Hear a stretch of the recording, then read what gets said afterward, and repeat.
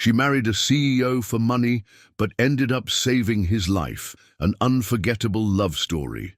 Hello, let's start another beautiful story. Welcome to my channel. Don't forget to like the video and subscribe to the channel. Let's go. The fluorescent lights of Boston General Hospital cast harsh shadows across Emma Carter's face as she stared at her bank account balance on her phone. $342. Not nearly enough for her mother's next round of treatment. She tucked a stray curl behind her ear, her dark fingers trembling slightly as she closed the banking app. "Carter, you're needed in room 718. The head nurse's voice pulled her from her thoughts. "The patient's being difficult again." Emma nodded, straightening her scrubs as she headed toward the private wing of the hospital. Room 718 had become infamous among the nursing staff over the past 3 weeks. No one wanted to deal with its occupant, Michael Anderson, the CEO of Anderson Global Technologies, who'd been admitted after a car accident left him paralyzed from the waist down. The moment she entered the room, tension hit her like a physical wall. The morning sun, streaming through floor-to-ceiling windows, did nothing to warm the frigid atmosphere. Michael sat in his wheelchair, facing the Boston skyline, his broad shoulders rigid beneath his cotton shirt. "Mr. Anderson," Emma said softly, "it's time for your medication. I told Rachel I don't want any more nurses today." His voice was deep and clipped, each word precise as a surgeon's cut. "Rachel Bennett isn't here right now, and you need these medications for your recovery." Emma moved around to face him, holding the small paper cup of pills. His dark eyes met hers, challenging, wounded. "Recovery?" He laughed, but there was no humor in it. "Let's be realistic, Nurse Carter. I'm not recovering, I'm existing." Emma studied him for a moment. Despite his condition, Michael Anderson commanded presence. His features were sharp and distinguished, his skin the color of rich mahogany, though lately dulled by weeks of confinement. She'd read about him in business magazines, the self-made billionaire who transformed a small tech startup into a global empire. Now he sat before her, broken not just in body but in spirit. "Existing is the first step to living again, Mr. Anderson," she replied, holding out the medications. Small steps. Something flickered in his eyes, surprise perhaps, at her candor. He took the pills without further argument, but as she turned to leave, his voice stopped her. "Wait." There was a different quality to his tone now, calculated yet uncertain. "Sit down, please. I'd like to discuss something with you." Emma hesitated, then took the chair beside his wheelchair. Her mother's medical bills flashed through her mind, along with her brother's college tuition notice sitting unopened on her kitchen counter. "I've been watching you, Nurse Carter. You're different from the others, more genuine." He turned his wheelchair to face her fully. "I have a proposition for you." "A proposition?" Emma's heart rate quickened. "I need a wife." He stated it like a business fact. No emotion, no context. A temporary arrangement, of course. 1 year, maybe 2. Emma blinked, certain she'd misheard. "I'm sorry? The board is looking for any excuse to push me out. They think I'm vulnerable now, unstable." His jaw clenched. "I need to project stability, normalcy. A wife would help with that image. And you're asking me?" Emma's voice came out barely above a whisper. "You need money. Don't deny it. I can see it in how you carry yourself. The worry lines around your eyes when you check your phone." His assessment was clinical, detached. "I'm offering $5 million for 2 years of marriage, plus any additional expenses, medical bills, education costs, housing, everything covered." The amount hit Emma like a physical blow. $5 million. Enough to pay for her mother's treatment, her brother's education, and still have plenty left over. Her mind spun with possibilities, even as her conscience screamed at the wrongness of it all. "Why me?" she managed to ask. "Because you see me as a person, not a charity case or a meal ticket. You're professional, discreet, and most importantly, you understand medical care." He leaned forward slightly. "I need someone who can handle both the public role and the private reality of my condition." Emma stood up, needing physical distance from the weight of his words. I can't just... Take 24 hours to think about it, he said, his tone softening almost imperceptibly. But remember, opportunities like this don't come along often. Sometimes we have to make difficult choices to protect the ones we love. She walked to the door, on unsteady legs, her mind already racing through the implications. At the threshold, she paused and looked back. Michael had turned to the window again, his silhouette stark against the morning light, a solitary figure carrying the weight of his broken dreams. As Emma walked down the hospital corridor, her phone buzzed with a text from her brother. Mom's not doing well. Hospitals talking about stopping treatment without payment. She closed her eyes, letting out a shaky breath. 24 hours to decide between her principles and her family's survival. 24 hours to choose between right and necessary. The fluorescent lights hummed overhead, offering no answers to her moral dilemma. Emma's apartment felt smaller than usual that evening, the walls of her tiny living room closing in as she paced the worn carpet. The manila envelope containing her mother's latest medical bills lay open on the coffee table, its contents spread out like an accusation. She paused at the window, watching the sunset paint the brick buildings of South Boston in shades of amber. Her neighborhood wasn't fancy, no gleaming skyscrapers or doormen here, but it had been home for the past 5 years. Now, even this modest stability was slipping away. The knock at her door startled her. She opened it to find Marcus Hill, her mother's physical therapist, holding a paper bag that smelled of Indian takeout. "Thought you might need dinner and a friendly ear," he said, his gentle smile crinkling the corners of his eyes. "You looked rattled when you left the hospital earlier." Emma managed a weak smile, letting him in. Marcus had become more than just her mother's therapist over the past year. He was a friend, a voice of reason when everything else felt chaotic. "I'm guessing this is about more than just regular work stress," Marcus said as they settled on her small couch, containers of curry and rice spread between them. Emma pushed her food around with her fork, then set it down. "Michael Anderson proposed to me today." Marcus choked on his water. "Oh, I'm sorry, what?" She told him everything, the proposition, the money, the conditions. Marcus listened without interrupting, his expression growing more concerned with each detail. "Emma," he said finally, "you know this isn't right. Marriage should be about love." She stood up, agitation propelling her to move. "Love isn't going to pay Mum's medical bills. Love isn't going to keep Dean in college." Her voice cracked. "Love isn't going to stop them from cutting off her treatment next week. There are other ways." "Are there?" She turned to face him, tears threatening to spill. "I've tried everything, Marcus. Every loan application, every charity program, every payment plan. Nothing's worked." Her phone buzzed, a text from Dean. "At hospital with Mom. Doctors want to talk tomorrow about options. Please come if you can." Emma's hands shook as she showed Marcus the message. He read it, his face softening with understanding. "I know Anderson," Marcus said quietly. "I've worked with him since the accident. He's complicated, brilliant in business, but emotionally stunted. The accident made it worse." "I don't need him to be emotionally available," Emma replied, though something in her chest tightened at the words. "I just need to help my family." Marcus stood, placing his hands on her shoulders. "But just remember that every decision has consequences beyond the immediate payoff. 2 years is a long time to pretend." After he left, Emma sat in the growing darkness of her apartment. She pulled up a photo on her phone, her mother before the illness, radiant at Dean's high school graduation. They'd been happy then, unaware of how quickly life could unravel. The next morning, Emma arrived early at Boston General. Instead of heading to the nurse's station, she took the elevator to the private wing. Rachel Bennett intercepted her before she reached room 718. "He's not accepting visitors," Rachel said, her blonde hair pulled into a severe bun that matched her expression. "Board meeting, conference call. I need to speak with him." Emma held Rachel's suspicious gaze. "It's about his proposition." Something flickered across Rachel's face. Recognition, then concern. "Do you know about that?" "Yes, and I have an answer."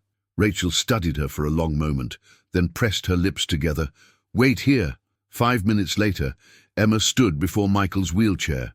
He'd positioned himself by the window again, but this time he turned to face her immediately. "You've made your decision?" His voice was carefully neutral. "Yes." Emma took a deep breath. "I accept, but I have conditions of my own." His eyebrow raised slightly. Surprise, maybe respect. "Go on." "First, my mother's medical care is guaranteed for the full duration of our arrangement, regardless of what happens between us." Emma's voice grew stronger with each word. "Second, my brother's education is fully funded through graduate school if he chooses to pursue it." Michael nodded. "Reasonable. What else?" "I keep my job at the hospital. Different department if necessary, but I need my own identity outside of this. The board would prefer that. It makes the relationship look more authentic if you have your own career." He wheeled closer. "Anything else?" Emma straightened her spine. "Yes, if I'm going to do this, we need to present a convincing relationship. That means you have to work with me, not against me. No more pushing away every person who tries to help you." The challenge in her voice hung in the air between them. Michael's jaw tightened, but something like admiration flickered in his eyes. "You drive a hard bargain, Nurse Carter." "Emma," she corrected. "If we're getting married, you should probably use my first name." A ghost of a smile touched his lips. "Very well, Emma. Shall we discuss the details with the lawyers this afternoon?" She nodded, her heart pounding with the weight of what she'd just agreed to. As she turned to leave, his voice stopped her again. "Emma." There was something different in his tone. Vulnerability, perhaps. "Thank you." She looked back at him, this broken man who held her family's future in his hands. "Don't thank me yet, Mr. Anderson. We have a long 2 years ahead of us." As she walked out of his room, Rachel was waiting, her arms crossed. "I hope you know what you're doing," Rachel said softly. "He's not an easy man to help, let alone love." "Good thing love isn't part of the contract," Emma replied, but even as she said it, she wondered if any contract could truly keep emotions from complicating their arrangement. The morning sun streamed through the hospital windows, casting long shadows ahead of her. Emma squared her shoulders and walked forward, knowing that somewhere in those shadows lay the price of her decision, a price she would only discover with time. "The story needs to be believable," Rachel said, pacing the conference room of Anderson Global Technologies. "The press will dig." "They always do." Emma sat across from Michael at the gleaming mahogany table, trying to absorb the whirlwind of the past week. The lawyers had drawn up contracts, NDAs had been signed, and now Rachel was orchestrating their public narrative, like a theater director blocking a crucial scene. "We met at the hospital," Michael stated flatly. "That part's true enough." "Yes, but we need more." Rachel's heels clicked against the hardwood floor. "Romance, connection. Something that explains why Boston's most eligible bachelor would suddenly marry a nurse after 3 months of knowing her." Emma flinched at Rachel's tone. Michael noticed. "She saved my life," he said suddenly. Both women turned to look at him. "Not literally, but emotionally. When I was at my lowest point, she showed me that life wasn't over." His eyes met Emma's. "That's our story." For a moment, Emma forgot to breathe. There was something in his voice, a rawness that felt too real for comfort. Rachel nodded slowly. "That could work. The media loves redemption stories." She consulted her tablet. "Now, about the ring." "I'll handle that," Michael interrupted. "Emma and I will choose it together." Later that afternoon, Emma found herself in a private jewelry boutique in Back Bay, watching Michael examine rings with an intensity usually reserved for business contracts. "This isn't necessary," she whispered. "Any ring would do." "Details matter," he replied, not looking up. "The ring will be photographed, analyzed. It needs to tell the right story." He gestured to a sales associate. "The oval diamond with the sapphire accents." As the associate placed the ring on Emma's finger, she had to suppress a gasp. It was stunning. elegant without being ostentatious, unique without being trendy. "Ooh, the sapphires," Michael explained quietly, "match your eyes." Emma looked at him sharply, surprised he'd noticed. He turned away, focusing on paperwork, but she caught a flicker of something vulnerable in his expression. The next challenge came that evening at her mother's hospital room. Dean sat beside their mother's bed, his college textbooks spread across his lap, while Emma explained the situation. Marriage. Her mother's voice was weak but incredulous. "Emma, honey, this isn't like you, making deals with your heart." "Mom, please." Emma took her mother's frail hand.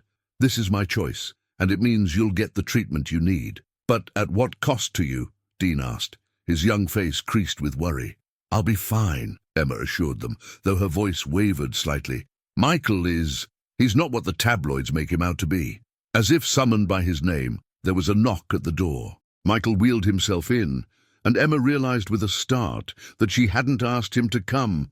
"Mrs. Carter," he said softly, "I apologize for interrupting, but I wanted to meet my future mother-in-law properly." Emma watched in amazement as Michael navigated the conversation with unexpected grace. He spoke to her mother about art, somehow knowing she'd been a gallery curator before her illness. He discussed engineering programs with Dean, offering insights about colleges and career paths. "You didn't have to do that," Emma said later as she wheeled him back to his room. "Your family is becoming my family," he replied. "At least on paper. It's important they don't feel coerced." Emma stopped pushing the wheelchair.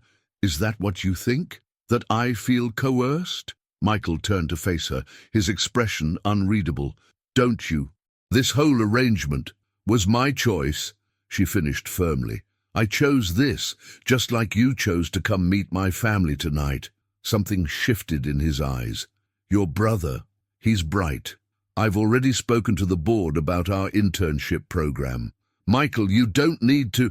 "I want to," he cut her off, then added more softly, "Let me do this, Emma." The moment was interrupted by approaching footsteps. Rachel rounded the corner, her face tense. "The press got wind of the engagement," she announced. "They're outside the hospital. We need to make a statement." Emma's heart raced. Now, Rachel confirmed. "They're already spinning stories. We need to control the narrative." Michael reached for Emma's hand, his grip warm and steady. "Together," he said, and for the first time, it sounded like more than just a business arrangement. The hospital's main entrance was chaos, cameras flashing, reporters shouting questions. Emma felt Michael's hand tighten around hers as they faced the media storm. "Mr. Anderson, is it true you're engaged? How long have you been dating?" "Miss Carter, what drew you to Mr. Anderson?" Michael's voice cut through the noise, clear and commanding. "Yes, Emma and I are engaged." He looked up at her, and something in his expression made her breath catch. Sometimes life's greatest gifts come disguised as its greatest challenges." Emma stared at him, recognizing his words from their first real conversation in his hospital room. He'd woven their actual history into their public story, creating something that felt true. Later that night, alone in her apartment, Emma watched the news coverage of their announcement. The cameras had caught the way Michael looked at her, the gentle way she'd rested her hand on his shoulder. They looked like a couple in love. Her phone buzzed with a text from Michael. "You did well today, thank you." Emma touched the ring on her finger, watching the sapphires catch the light. She'd entered this arrangement believing she could keep her heart safely locked away. Now, watching Michael's face on her TV screen, she wondered if she'd underestimated the power of pretending. The Anderson estate sprawled across 5 acres in Brookline, its manicured gardens now dotted with white tents and bustling wedding planners. Emma stood in what would become her new home, feeling like an actress who'd wandered onto the wrong movie set. "The ceremony will be here," Rachel gestured to the garden's central courtyard. "Intimate but elegant. We've limited the guest list to 300. 300 is intimate," Emma murmured, earning an unexpected chuckle from Michael beside her. "For Boston's social circle, it's practically eloping," he said, his voice carrying a hint of warmth that had been appearing more frequently lately. Rachel consulted her ever-present tablet. The press will be restricted to the outer perimeter. We've hired additional security to... She broke off as her phone buzzed. "Excuse me, it's the board." As Rachel stepped away, Emma noticed Michael's jaw tighten. The board had been a constant source of tension, their skepticism about the marriage barely concealed during meetings. "They think I'm rushing this," Michael said quietly, "that my judgment is compromised by the accident." Emma knelt beside his wheelchair, not caring about the grass stains forming on her dress. "Are you sure you want to go through with this? The grand ceremony, all these people. The board needs to see stability." His fingers gripped the wheelchair's armrest. "They need to believe I'm still capable of making decisions." "You are capable," Emma said firmly. "Your condition doesn't define your abilities." Michael looked at her then, really looked at her, and something shifted in his expression. "How do you do that?" "Do what?" "See past everything else to what matters." Before Emma could respond, Marcus appeared through the garden arch, carrying his therapy equipment. "Sorry to interrupt, but we have a session scheduled." Emma stood, brushing off her dress. "I should check on Mom anyway. The new treatment protocol starts today." "Wait," Michael called as she turned to leave. "Dinner tonight. There's something I need to discuss." The way he said it made her pulse quicken. Of course. That evening, Emma found herself in the estate's formal dining room, where the staff had set an intimate table for two. Michael was already there, wearing a crisp black shirt that contrasted sharply with his wheelchair's chrome frame. "Your mother's new treatment began today," he said as she sat down. "I spoke with her doctors. The preliminary response is positive." Emma's throat tightened. "You didn't have to check personally." "I wanted to." He paused, then added, "just as I wanted to discuss something else with you." He wheeled himself to a nearby cabinet and returned with a thick folder. "These are the updated contracts from the lawyers. I've made some changes." Emma's heart sank. What kind of changes?" "I'm adding you to the board of the Anderson Foundation." He slid the papers across the table. "It's our charitable organization. Given your medical background and your perspective, you'd be an asset." "Michael, I don't know anything about running a foundation." "You know about people." His voice grew passionate. "About healing. About what families need during medical crises. The foundation could do more, be more." Emma stared at him, realizing this was about more than just maintaining appearances. "You really want my input?" "Yes." The simplicity of his answer caught her off guard. "You see things differently than my usual circle. He was interrupted by Rachel bursting into the room, her usual composure shaken. "We have a problem. The Boston Globe is running a story tomorrow." Someone talked. "What kind of story?" Michael demanded. Rachel's eyes darted to Emma. "They're claiming the marriage is a business arrangement. They have quotes from a source inside the hospital about the timing of your meetings. The legal documents." Emma felt the blood drain from her face. Everything they'd carefully constructed was about to crumble. "Get the lawyers," Michael ordered, his CEO persona snapping into place. "I want that story killed." "It's too late," Rachel said. "It goes to print in hours." Michael turned to Emma, his expression fierce. "We can fight this. Deny everything. The source has no proof." "No," Emma interrupted quietly. Both Michael and Rachel stared at her. "No," Rachel echoed. Emma took a deep breath. "We use it. Not the arrangement part, but the rest. How we met during your darkest time. How professional boundaries gradually blurred into something more. How we tried to fight it because of what others might think." She met Michael's gaze. "Sometimes the best defense is the truth, or at least part of it." A long moment passed. Then Michael smiled, a real smile that transformed his entire face. "This is why I need you on the board. You see solutions where others see disasters." He turned to Rachel. "Call a press conference for tomorrow morning. Emma and I will tell our story ourselves." After Rachel left, silence fell between them. Emma fidgeted with her engagement ring, watching the sapphires catch the candlelight. "Are you ready for this?" Michael asked softly. "Once we go public with our love story, there's no going back." Every interaction will be scrutinized. Emma thought about her mother's improving health, her brother's secured future, the way Michael's eyes had lit up when discussing the foundation's potential. "I'm ready," she said. "Are you?" "For the press conference, yes." "No." She met his gaze steadily. "Are you ready to let people see past your walls? Because that's what this story requires. They need to believe you're capable of letting someone in." Michael was quiet for so long that Emma thought he wouldn't answer. Finally, he wheeled himself closer to her chair.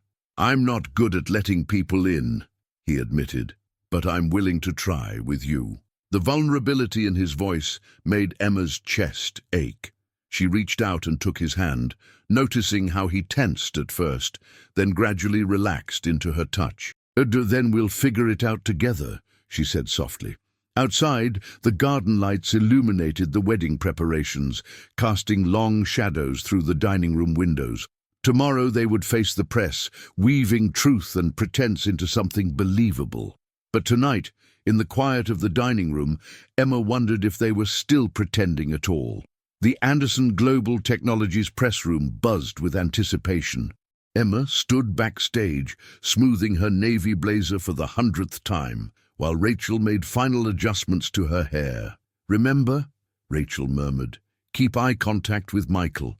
The cameras will eat up every glance, every subtle touch. Make them believe." Emma nodded, but her mind wandered to earlier that morning. She'd found Michael in his physical therapy session with Marcus, pushing himself harder than usual, sweat beading on his forehead as he attempted to strengthen his upper body. "The press will be watching how I transfer to the podium," he'd explained between controlled breaths. "I won't appear weak in front of them." Now, waiting in the wings, Emma watched Michael wheel himself into position. His black suit was immaculate, his posture rigid with determination.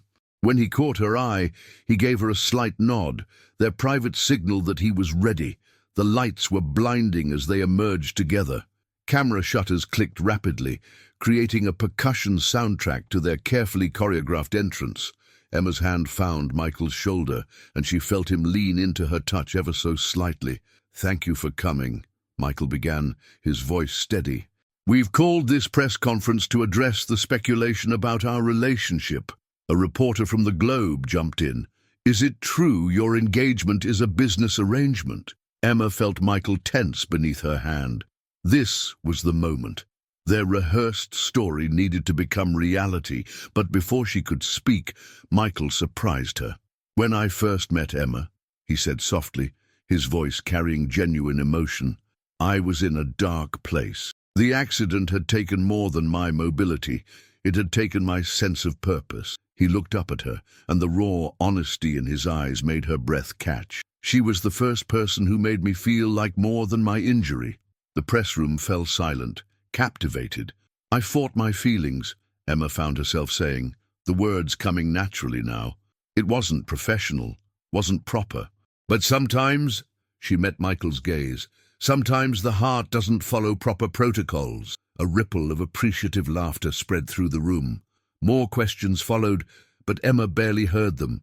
She was caught in the strange space between performance and truth, where rehearsed lines carried unexpected weight. Later that afternoon, Emma found Michael in his study, looking troubled. "What's wrong?" she asked. "The press conference went perfectly." "Too perfectly," he replied, wheeling himself to the window. "You were very convincing." "That was the point, wasn't it?" He turned to face her. "Was it all acting, Emma?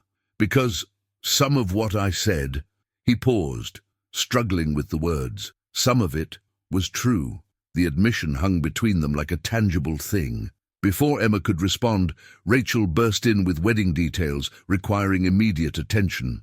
The moment shattered, but its echoes lingered.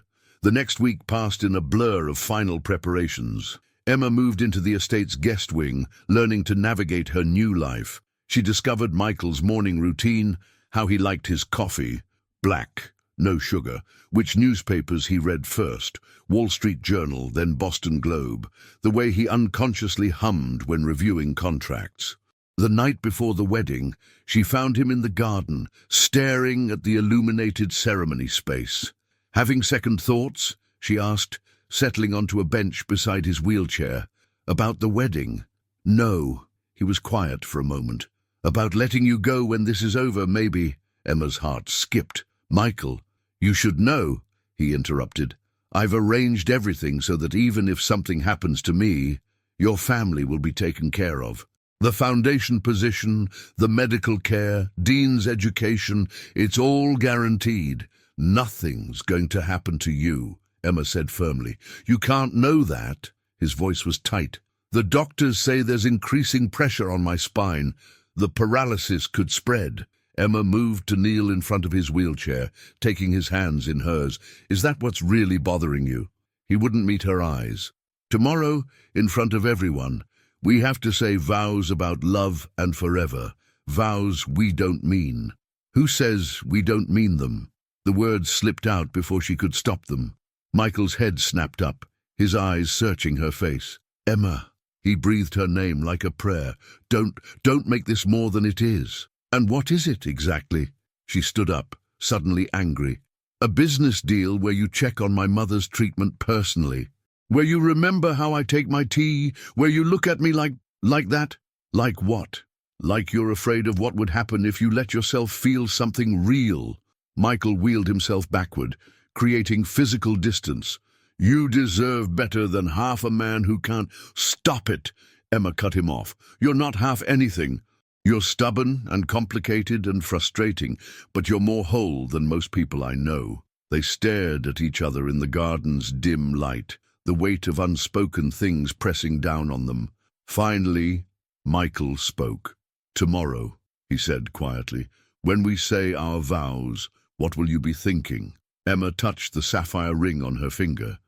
I'll be thinking about a man who turned a business arrangement into something that feels an awful lot like destiny. She started to walk away, then paused.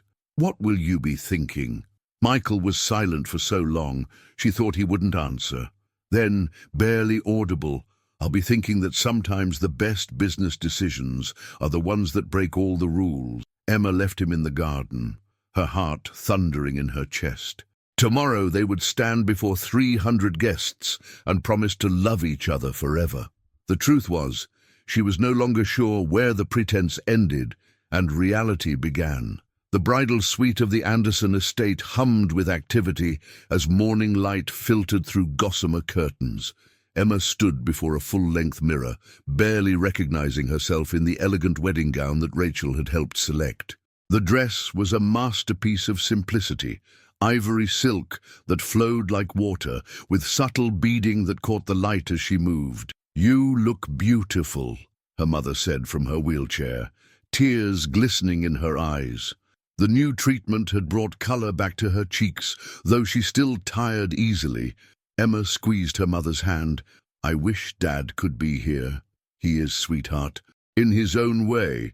Her mother touched the sapphire pendant at Emma's throat, her father's last gift before cancer took him. He'd want you to be happy. I am happy, Emma replied, surprising herself with how true it felt. A knock at the door revealed Marcus, looking dapper in his groomsman's suit. It's time for the final check with the groom. Ready? Emma nodded, following him through the estate's corridors to Michael's suite. They had a brief moment alone together before the ceremony, a tradition Rachel insisted would make for better photos. She found Michael by the window, bathed in morning light. He'd chosen to wear his military dress uniform, a reminder of his service before founding his company. The sight of him, proud and dignified in his chair, made her heart skip. Hi, she said softly. He turned, and the look on his face when he saw her made her forget to breathe. Emma, he whispered, then cleared his throat. You're stunning. She moved closer, adjusting his medals with trembling fingers. Nervous? About the ceremony? No. His hand caught hers, holding it against his chest. About how real this feels. Terrified. Before she could respond, Rachel appeared. Places, everyone. The guests are seated. The ceremony was a blur of perfect moments. Emma would later remember fragments. The string quartet playing softly, the scent of roses, the way Michael's voice shook slightly as he recited his vows. Emma, he said, holding her hands before the gathered crowd. "I promise to be not just your husband, but your partner, to share not only in your joys, but in your burdens, to prove every day that love isn't about what I can't do, but what we can do together." Tears pricked her eyes as she spoke her own vows. "And dear Michael, I promise to stand beside you in strength and in weakness, to be your support when you need it, and to let you be mine, to show you that love isn't a business transaction, but a journey we choose to take together." The minister's words washed over them. "I now pronounce you husband and wife." Emma leaned down, her heart thundering. Their first kiss was meant to be brief, ceremonial. Instead, Michael's hand cupped her cheek, drawing her closer, and for a moment the crowd disappeared. It felt like coming home. The reception was a masterpiece of elegance, just as Rachel had planned. But it was the unexpected moments that stood out. Dean giving a surprisingly touching toast, Michael's board members warming to Emma as she discussed her vision for the foundation, Marcus leading everyone in an impromptu dance contest. As evening fell, Emma found herself on the terrace with Michael, watching their guests through the French doors. "The board seems impressed," she noted. "I heard them discussing your excellent judgment in choosing a wife." Michael smiled wryly. "If they only knew." "Knew what? That you married someone who actually cares about your company's impact on people's lives?" He looked at her then, his expression intense. "And that I married someone who makes me forget this was ever just about business." Emma's pulse quickened. "Michael, dance with me," he said suddenly. She blinked. "What?" "Here, under the stars, just us." He patted his lap. "I may not be able to stand, but I can still hold you." Emma hesitated only a moment before settling onto his lap. His arms encircled her waist as he began to move the wheelchair in a gentle sway to the music drifting from inside. "And I have something for you," he murmured, reaching into his uniform pocket. He produced a small box. Inside was a delicate golden compass on a chain. "It was my grandmother's," he explained. "She gave it to me when I joined the military. Said it would always help me find my way home." His voice grew soft. "I've never given it to anyone else." Emma touched the compass reverently. "Michael, I can't—" "You already have," he interrupted. "I'd found my way home, I mean—" He wouldn't meet her eyes. "I know this started as an arrangement, but you should know. You've become my true north." Emma's heart felt too big for her chest. She leaned her forehead against his, breathing in the moment. "So much for keeping emotions out of it." "I'm not very good at following my own rules," he admitted. "Good," she whispered, and kissed him. Later that night, after the guests had gone and the estate was quiet, Emma stood in the doorway of their new shared bedroom. The staff had filled it with flowers and candles, a romantic gesture that now felt loaded with meaning. "We don't have to—" Michael began, obviously reading her hesitation. "I want to," she said quietly. "That's what scares me." He wheeled closer, taking her hand. "And then we'll be scared together." As Emma closed the door behind them, she thought about their vows, about choosing a journey together. Perhaps the greatest risk wasn't in pretending to be in love, but in allowing themselves to fall for real. 6 weeks into their marriage, Emma discovered that living with Michael was nothing like she'd imagined. The vast estate, once intimidating, had become a maze of intimate moments. Morning coffee in the sunroom, quiet evenings in his study, the way he'd absently reach for her hand during conference calls. But it was also complicated. Like now, as she stood in his private therapy room, tension crackling between them. "You're pushing yourself too hard," she insisted, watching him strain with the parallel bars. Sweat darkened his shirt, his arms trembling with effort. "I'm fine," he ground out, but his grip was weakening. "Marcus said you need to rest between sets. Your last MRI showed—" "I know what my MRI showed." The words exploded from him. His arms gave out, and Emma lunged forward to steady him before he could fall. For a moment, they stayed frozen, her arms around his waist, his breath harsh against her neck. Then he pulled away, wheeling himself to the window. "I don't need you to be my nurse anymore," he said quietly. No, you need me to be your wife." The words surprised them both. "And wives are allowed to worry." He turned to face her, his expression softening. "Emma." His phone buzzed, interrupting whatever he was about to say. It was Rachel. "Board meeting in 10 minutes." He sighed. "The quarterly numbers are in." Emma watched him wheel away, his shoulders tense. She'd learned to read his moods, knew this one meant he was carrying a burden he wouldn't share. Later that afternoon, she sat in her first official board meeting as director of the Anderson Foundation. The boardroom's leather chairs creaked with disapproval as she presented her proposals. A mobile medical unit. Lawrence Peterson, the oldest board member, peered at her over his glasses. "The foundation isn't equipped for direct healthcare services." "But we could be," Emma pressed. "There are communities just outside Boston with limited access to medical care. We have the resources that could be better spent on established programs," another member interrupted. Emma felt Michael's eyes on her, but kept her focus on the board. "With respect, established programs aren't reaching everyone. I've seen families torn apart because they couldn't access basic health care. We have an opportunity to change that. And this has nothing to do with your personal experience." Peterson's tone was pointed. "Your mother's condition." The room grew very still. Emma's hands clenched beneath the table, but before she could respond, Michael spoke. "My wife," he emphasized the word, "brings valuable insight into the real impact of healthcare disparities. If you have concerns about her objectivity, direct them to me." The meeting continued, but something had shifted. In the elevator afterward, Emma turned to him. "You didn't have to defend me." "Yes, I did." His voice was firm. "You're not just a prop for the board's approval anymore. You're my partner." The word sent warmth through her chest. But before she could respond, the elevator lurched violently, then stopped. "Perfect," Michael muttered, pressing the emergency button. "Maintenance said this might happen. They're upgrading the system." Minutes ticked by in the confined space. Emma noticed Michael's breathing becoming labored, his knuckles white on his armrests. "Talk to me," she said softly, kneeling beside him. "What's wrong?" He closed his eyes. Confined spaces. Since the accident, understanding dawned. She'd read about his rescue from the crushed car, how it had taken hours to extract him. Without thinking, she took his face in her hands. "Look at me," she commanded. "You're not there. You're here, with me."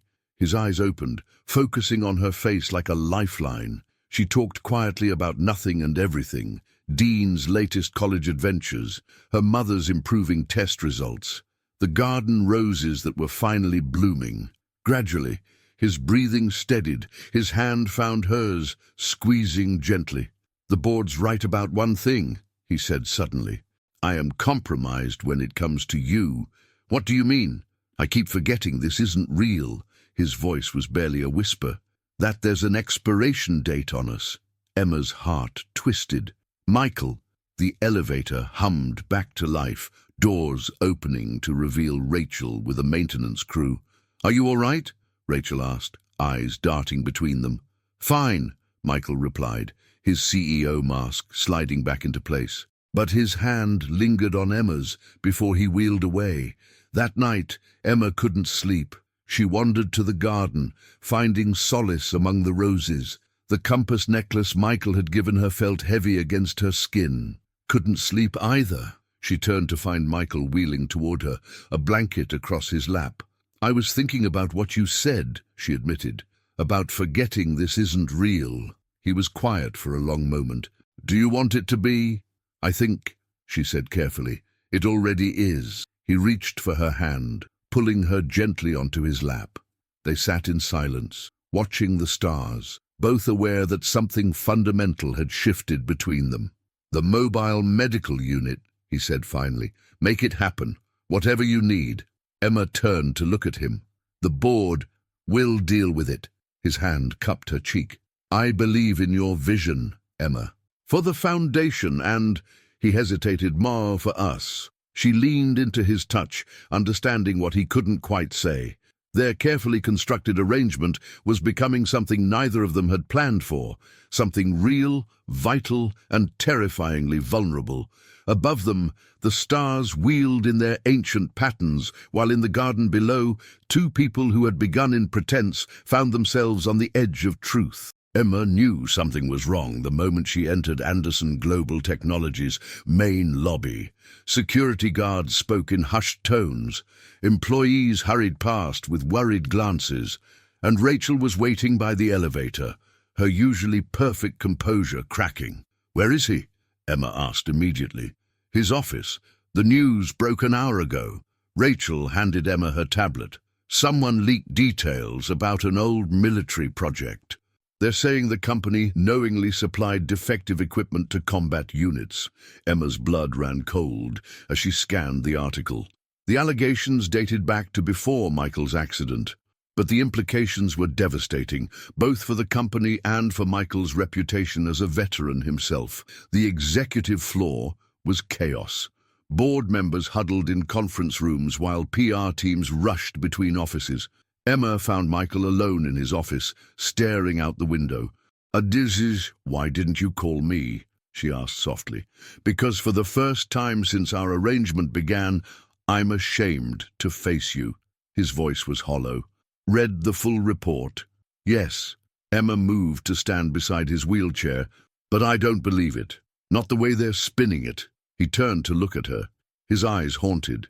"The equipment failure they're talking about, it happened to my unit. That's why I started the Defense Contracts Division when I founded AGT, to prevent other soldiers from facing the same risks." His hands clenched on his armrests. "But somewhere along the way, something went wrong. Quality control reports were falsified, warnings ignored. By whom? That's what I've been trying to figure out. But as CEO, ultimately the responsibility was mine." The door burst open. Lawrence Peterson led a delegation of board members into the office. "The press is demanding answers," Peterson announced. "We need to get ahead of this." "We need the truth first," Emma interjected, but Peterson barely glanced at her. "The truth is, we're facing a crisis of leadership." He turned to Michael. "The board has convened an emergency session. We're recommending a temporary step-down while this is investigated." Emma felt Michael go rigid beside her. "You're asking me to abandon my company when it needs me most." "We're asking you to protect your company," Peterson corrected. "Your condition already made some shareholders nervous. This scandal, his condition has nothing to do with this," Emma cut in sharply. "And if you're looking for leadership failures, maybe we should investigate who was actually overseeing those contracts." Peterson's face reddened. "Mrs. Anderson, with all due respect, you've been part of this company for 5 minutes. You don't understand." "I understand loyalty," she shot back, "and integrity. Do you?" "Emma," Michael's quiet voice stopped her. "They're right about one thing. The company needs protection." He wheeled himself to his desk, posture straightening. I'll step down temporarily, on one condition. Emma takes my seat on the board during the investigation." The room erupted in protests, but Michael raised his hand. "She has proxy voting rights as my wife. She knows both the company and the foundation, and most importantly, I trust her to do what's right, not what's expedient." Later that evening, Emma found Michael in his therapy room, pushing himself harder than ever on the weight machines. "You shouldn't be doing this alone," she said from the doorway. Marcus says a lot of things." He didn't stop his reps.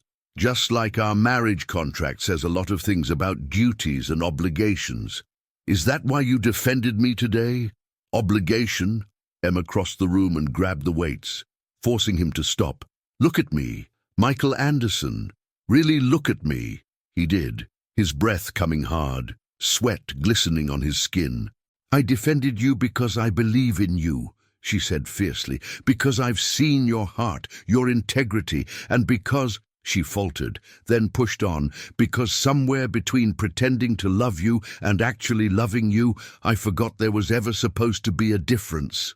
The weight bar clattered as Michael released it, reaching for her instead. He pulled her onto his lap, his hands trembling slightly as they cupped her face. "Say it again," he whispered. I love you.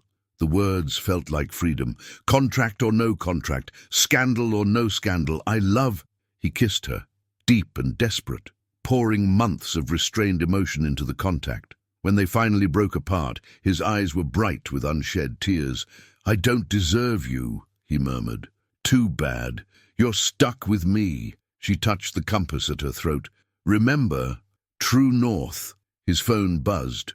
Rachel, with updates about the investigation.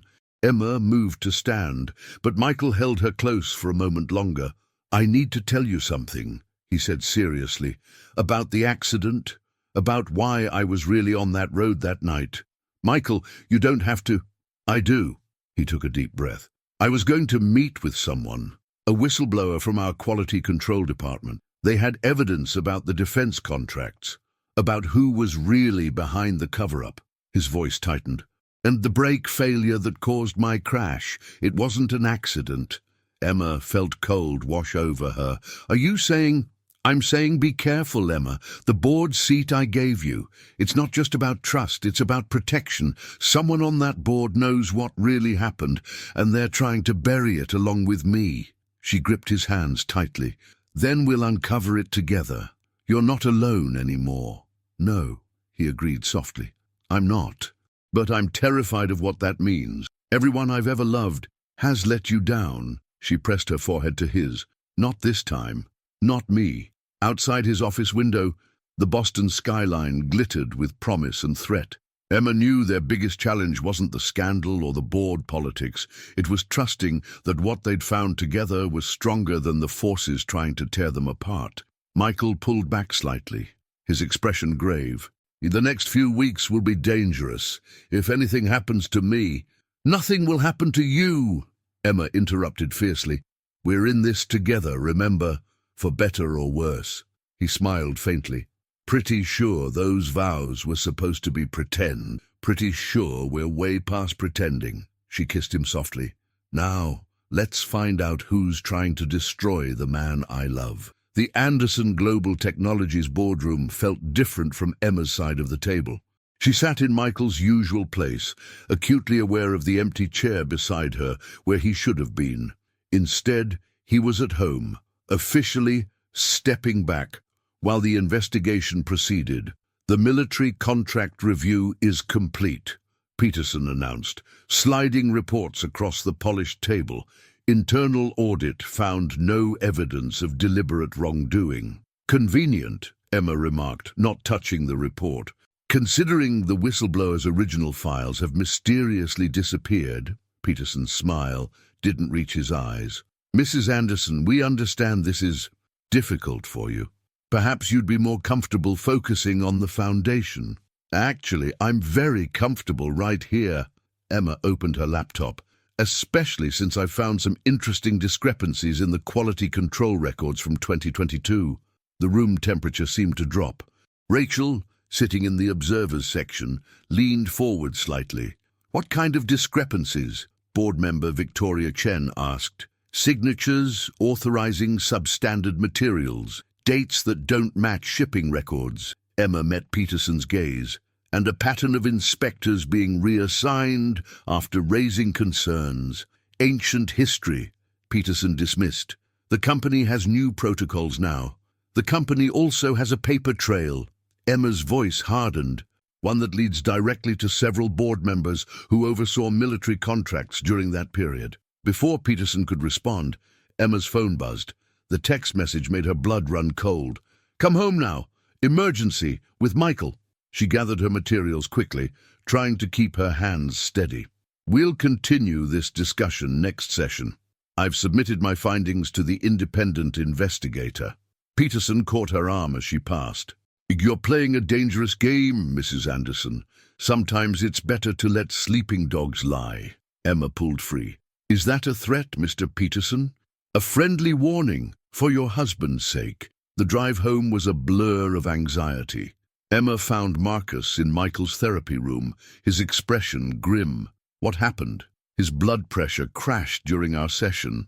He was pushing too hard again, trying to prove he's still strong enough to fight this. Marcus ran a hand over his face. Emma, The stress of this investigation, his body can't take it. She found Michael in their bedroom, hooked up to monitors. His face was pale, but his eyes were alert. "I'm fine," he said before she could speak. "Just overdid it." "No, you're not fine." Emma perched on the bed beside him. "And I found out why today. Peterson threatened me, threatened us. He's involved in this, Michael, deep enough to be scared." Michael's hand found hers, squeezing tight. "I never should have pulled you into this. I pulled myself in when I fell in love with you." She touched his face. "But I need you to fight smart, not just hard. Let me handle Peterson." "It's too dangerous. I'm not the one in a hospital bed," she interrupted. "Besides, I found something today. One name keeps appearing in the old records.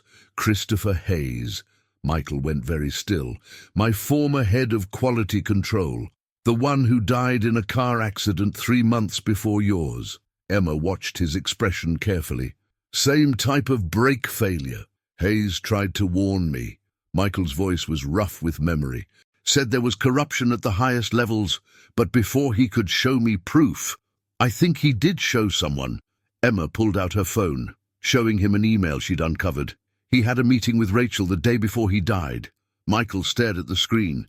"Rachel, but she's been with me since the beginning, which makes her the perfect inside source." Emma stood, pacing.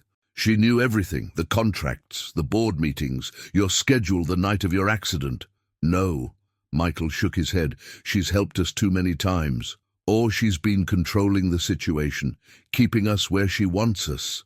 Emma paused, a thought striking her.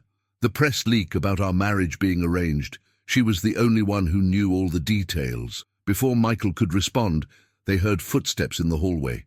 Rachel appeared in the doorway, her face unusually stern. "I thought I might find you both here," she said quietly. "We need to talk." Emma moved instinctively between Rachel and Michael. "About Christopher Hayes." Rachel flinched slightly. "So you found it. I wondered who would figure it out first." "Why?" Michael's voice cracked. "After all these years." "Because I made a promise to Chris." Rachel's professional mask cracked. "He came to me with evidence, not just about the contracts, but about board members involved in weapons dealing under the table. He knew they'd kill him for it. Made me swear to keep the evidence safe until the right time." "And my accident?" Michael demanded. "Was them trying to tie up loose ends. I couldn't warn you without exposing everything." She pulled out a USB drive. "But now, with Emma on the board and the scandal public, it's time." Emma stared at the small device. "Why trust us now?" "Because you proved me wrong." Rachel's eyes were bright with tears. "When I leaked your arrangement to the press, I thought you were just another opportunist. But watching you fight for him, love him, you're exactly what he needs, what this company needs." Michael wheeled himself closer, monitors beeping in protest. "The board meeting tomorrow? Peterson plans to force a vote of no confidence," Rachel confirmed. "But with Hayes' evidence, we can stop them," Emma finished. "But they'll come after us hard. They already are." Rachel's voice was grim. There was nothing wrong with Michael's blood pressure today. His water was tampered with. Emma felt cold wash over her.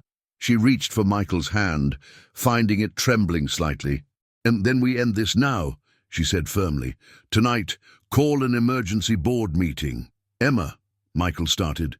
"No more waiting." She knelt beside his wheelchair. "No more fear. We face them together." Rachel nodded. "I'll make the calls." After she left, Michael pulled Emma close, his heart pounding against her cheek. "I should have trusted you from the beginning," he whispered, "about everything." Emma kissed him softly. "We're past should-haves. Right now, we need to focus on surviving tomorrow." Outside their window, storm clouds gathered over Boston, promising a night of thunder.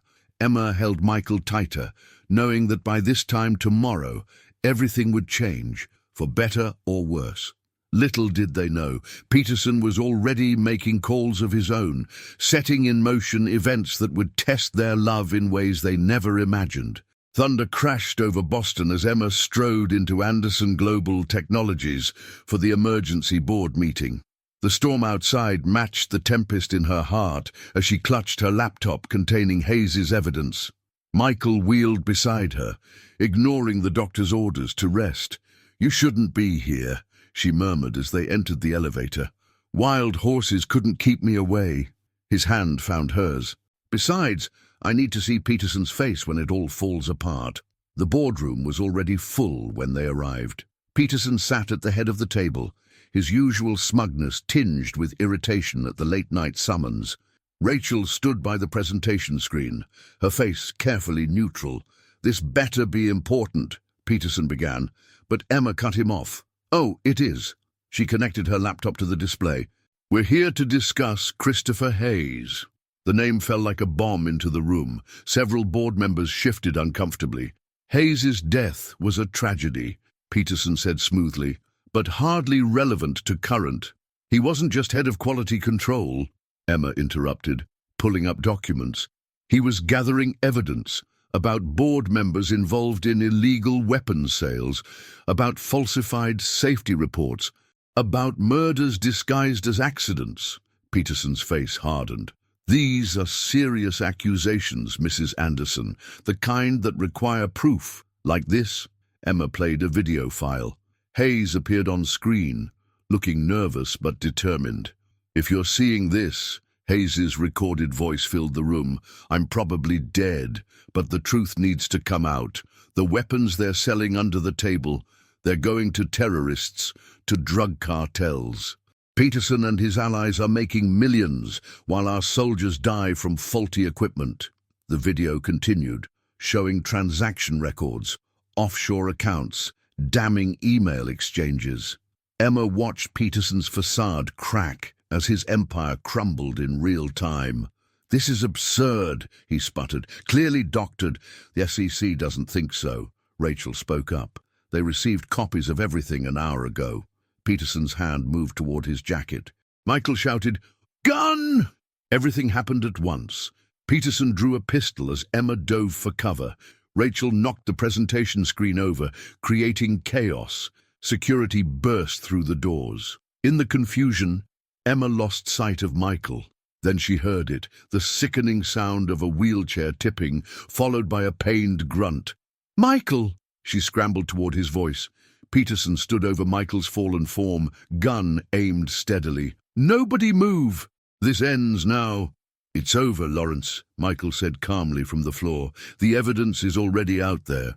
"Nothing's over while I have leverage." Peterson's eyes were wild. "You ruined everything. You and your precious morals, your crusading wife." Emma's heart stopped as the gun swung toward her, but Michael wasn't helpless anymore. All those therapy sessions, all that upper body training, it paid off in one explosive moment. From his position on the floor, Michael swept Peterson's legs out from under him. The gun skittered across the floor as both men grappled. Emma kicked the weapon away just as security finally reached them. "You okay?" Emma helped Michael back into his chair while Peterson was handcuffed. Better than okay. Despite his disheveled appearance, Michael was grinning, and that move would have made Marcus proud. As Peterson was led away, the remaining board members sat in stunned silence.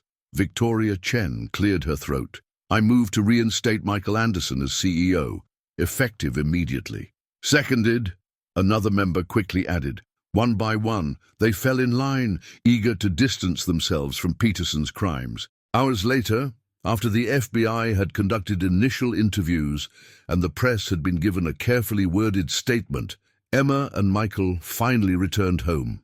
The storm had passed, leaving the air clean and fresh. "You're unusually quiet," Emma noted as they entered their bedroom.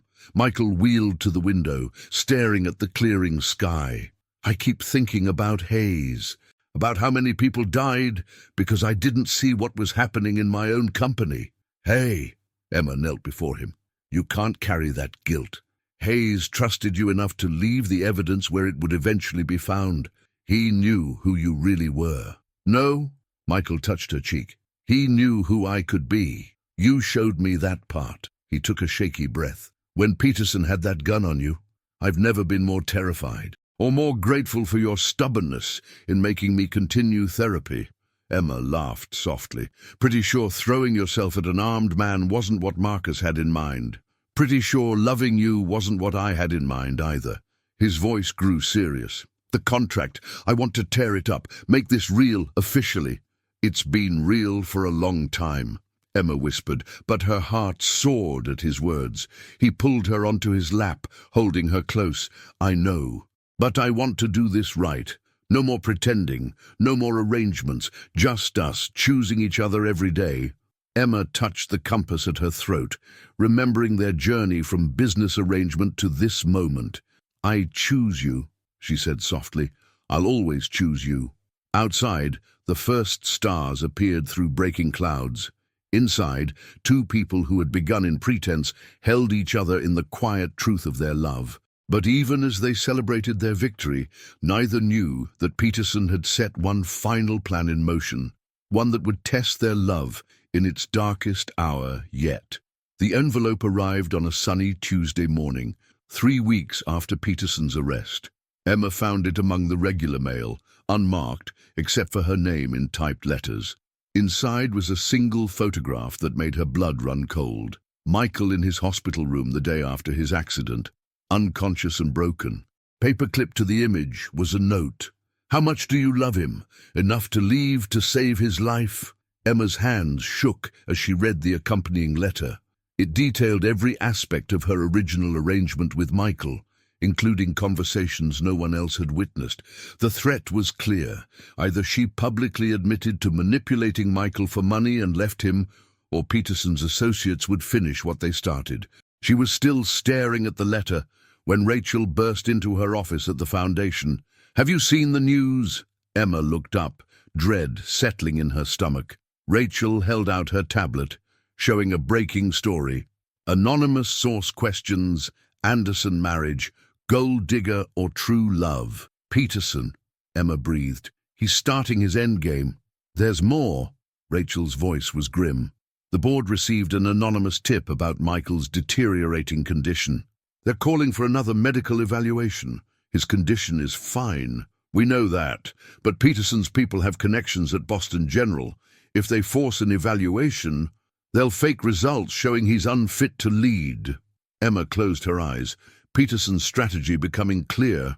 He's trying to force me to choose. Either I destroy Michael's reputation by admitting to our arrangement, or they'll destroy his company and possibly kill him. Rachel sat heavily in a chair. What are you going to do? Before Emma could respond, her phone buzzed with a text from Marcus. Come to the hospital now. It's about Michael's latest scan. The drive to Boston General was a blur. Emma found Marcus in his office, his expression troubled. Look at this. He pulled up Michael's recent MRI. There's increasing pressure on his spine. The location, it matches his original injury exactly. That's impossible. Emma stared at the scan. He's been getting stronger, not weaker.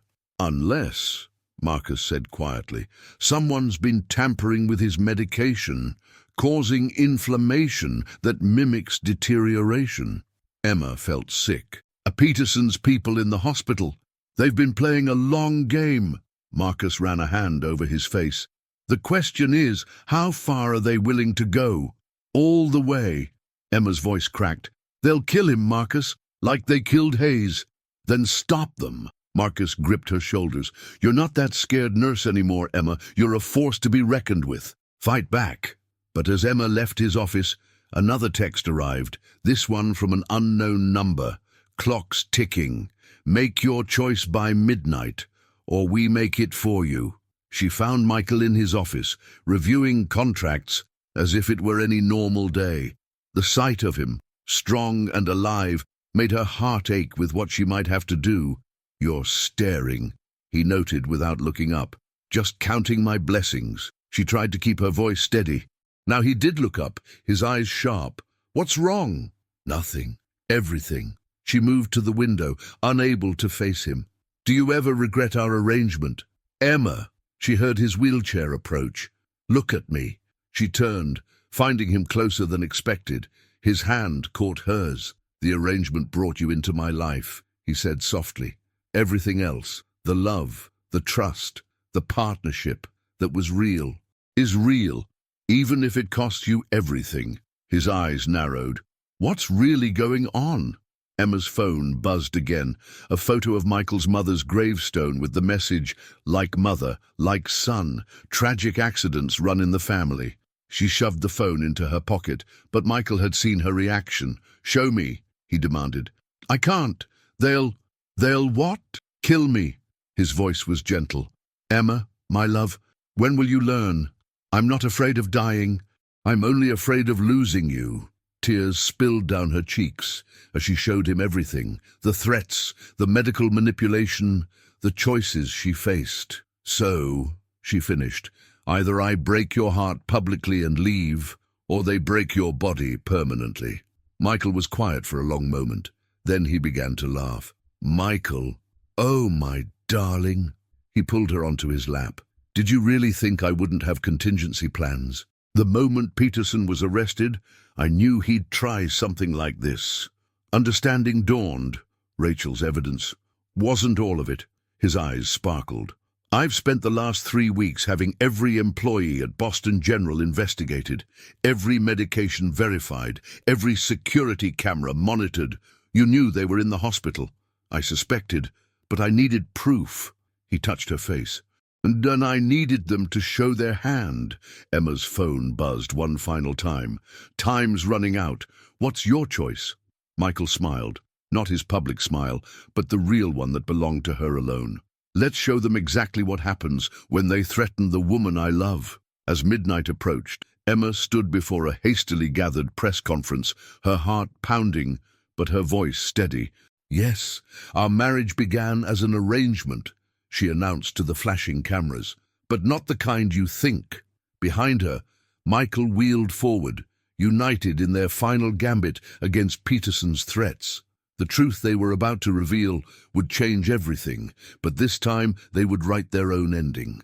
The press room fell silent as Emma continued her speech, cameras flashing like lightning in a storm. Michael's steady presence beside her gave her strength as she faced their moment of truth. Our arrangement wasn't about money or power, she said clearly. It was about justice, about uncovering a conspiracy that had already claimed lives and threatened more.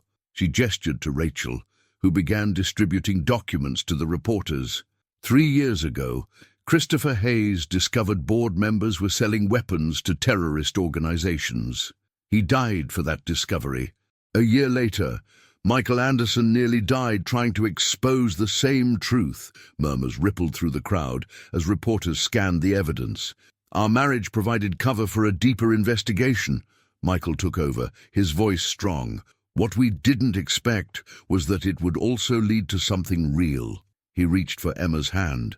Sometimes the best pretenses reveal the deepest truths. Mr. Anderson, a reporter called out. Are you saying your entire relationship was an undercover operation?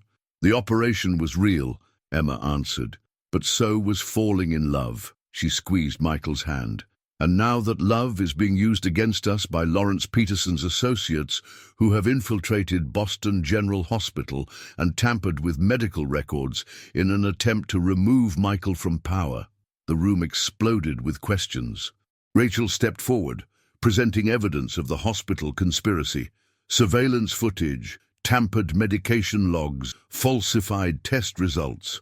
As the reporters realized the scope of the story, their enthusiasm grew fever pitch. But Emma wasn't finished. She pulled out her phone, displaying the threatening messages. An hour ago, we received an ultimatum. Either I leave Michael, or they finish what they started. Well, here's our answer. She turned to Michael, who produced a small remote. With one click, the presentation screen behind them came to life, showing live security footage of FBI agents raiding offices throughout Boston General, arresting Peterson's conspirators. The thing about true love, Michael addressed the stunned audience, is that it makes you stronger together than apart. Peterson never understood that. He thought threatening our relationship would weaken us. Instead, it gave us the weapon we needed to finish this fight. Hours later, after the press conference had ended and the last reporter had left, Emma and Michael sat in their garden.